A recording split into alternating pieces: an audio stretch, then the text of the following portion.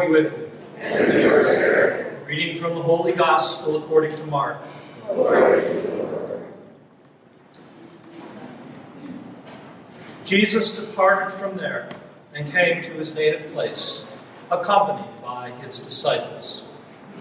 When the Sabbath came, he began to teach in the synagogue, and many who heard him were astonished. They said, "Where did this man get all of this? What kind of wisdom have been given him? What mighty deeds are wrought by his hands? Is he not the carpenter, the son of Mary, and brother of James and Joses and Judas and Simon? Are not his sisters here with us?" And they took offense at him. Jesus said to them, "A prophet is not without honor except in his native place, and among his own kin, and in his own house."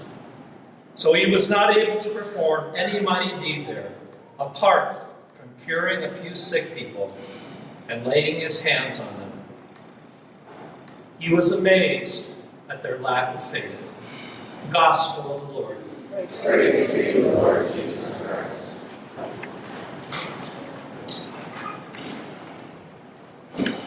In our gospel today, we hear about Jesus going to the synagogue back home. Many of the people were astounded at what he did. I wouldn't say all, but there was a significant number that all of a sudden realized who he was. How dare he speak to him? You don't know exactly what he spoke. You don't know exactly what his teaching was. But it provoked some of the people. Provoked them enough to push him away. There's a true story about a parish priest. Parish priest had some other priests in the diocese who were not too fond of him. And they decided they would start a petition against him and eventually give it to the bishop. So they signed it, and they had to try to get other priests to sign it, and also as many lay people as possible. Parishioners found out about it, and some of them actually went to this parish priest and told him all about it. He asked them to see what was written. They went, they got the copy, they brought it back to him, and he started reading it. It said that he was lazy, he didn't do a good job, he pushed people away, he was really bad at what he did.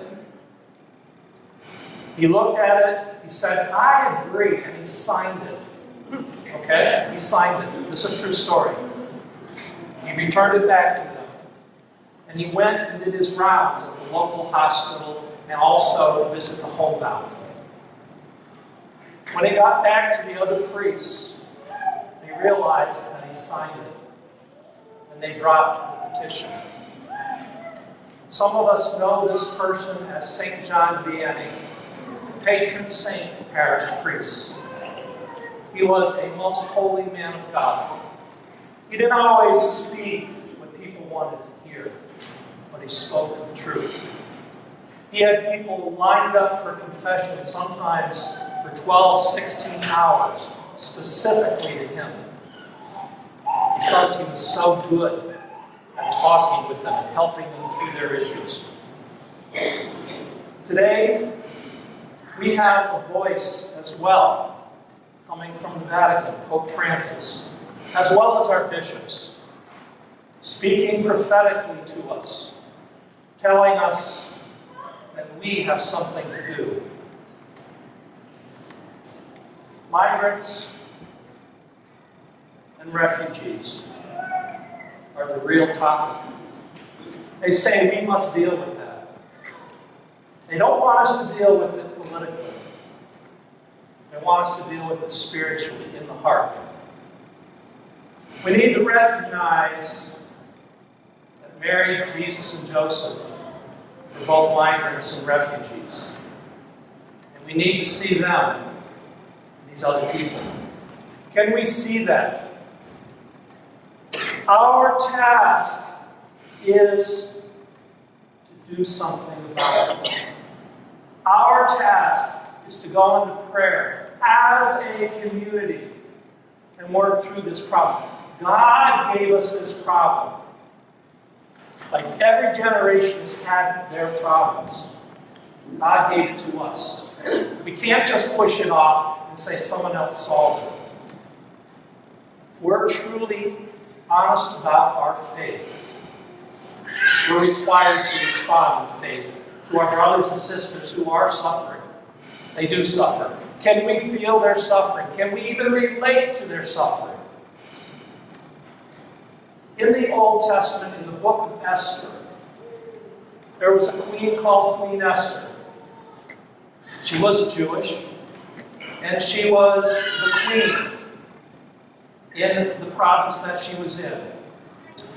And there was an edict that was ready to go out to be signed that would kill all Jews.